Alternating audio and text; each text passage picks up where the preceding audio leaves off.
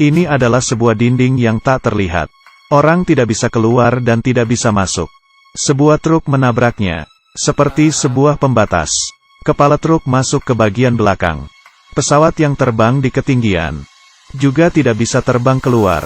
Sekali terbentur menjadi kepingan. Ini bukanlah hal yang paling hebat.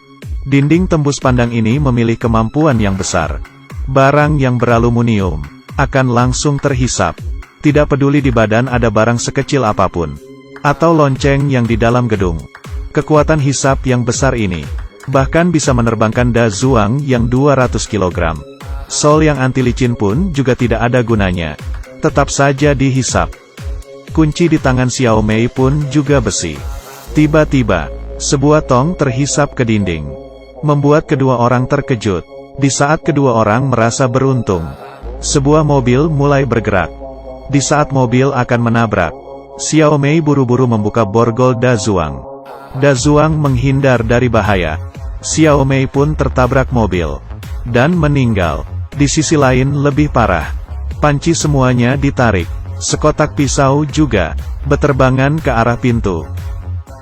Orang-orang panik berlari keluar, dan rumah itu hancur. Kemudian Da Zuang dan yang lainnya meneliti. Jika tidak secepatnya mencari solusi, satu kota akan menjadi hancur.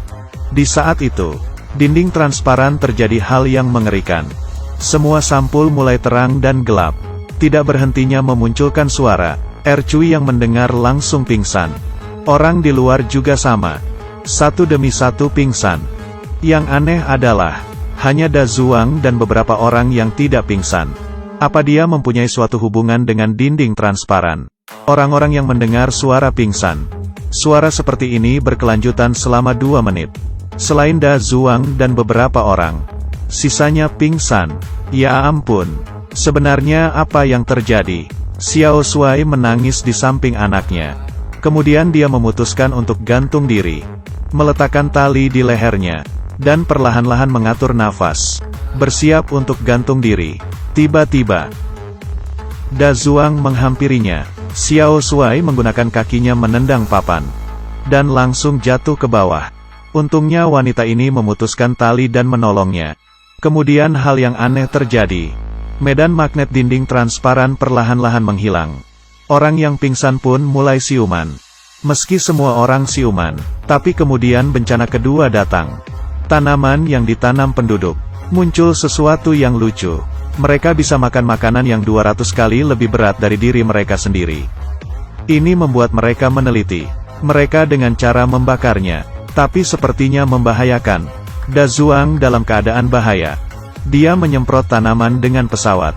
Xiao Mei bertugas memberikan Da Zuang arahan. Karena ada sedikit kesalahan, bisa membuat pesawat menabrak dinding transparan.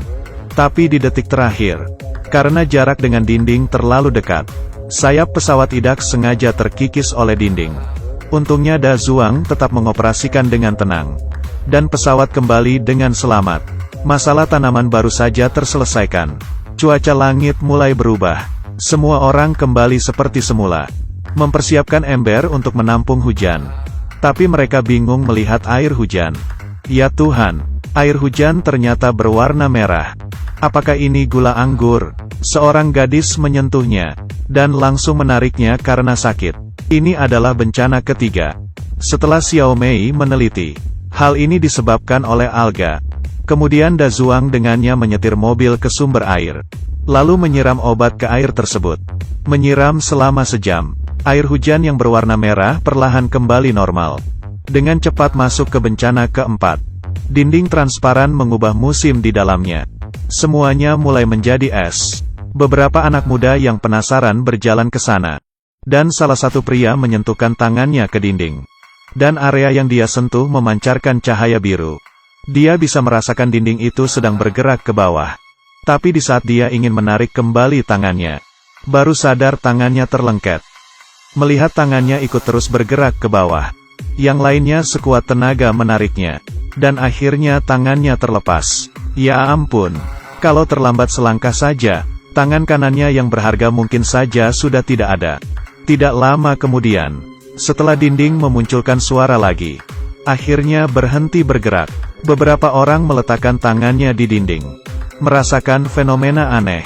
Tiba-tiba, kemudian dinding mulai menyusut dengan cepat, dan tanah terbelah. Kemudian mereka di dalam hutan, menemukan lubang sedalam 50 meter.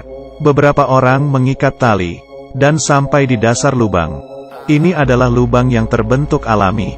Tapi karena getaran yang tidak berhenti, mereka lebih baik kembali ke atas. Melihat sekitar lingkungan semakin parah, dan tidak berhentinya menyusut, lubang di depan mata adalah satu-satunya kesempatan mereka keluar. Jadi Da Zuang memanggil seluruh penduduk untuk membagi kelompok, dan bersiap-siap untuk turun ke bawah mencari jalan keluar bersama-sama. Karena tinggal di sini, pasti akan mati. Semua orang demi bertahan hidup, tanpa ragu masuk ke dalam lubang yang dalam. Mereka berjalan dengan rapi, hati-hati melangkah melalui celah-celah.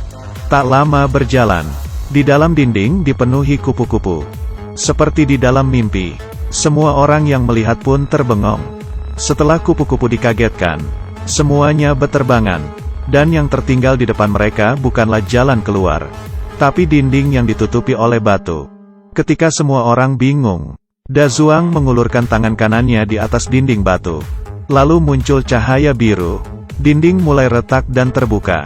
Hidup terlalu lama di dalam dinding transparan. Mereka akhirnya bisa melihat titik terang. Ikuti Kiki masuk ke dalam dunia perfilman.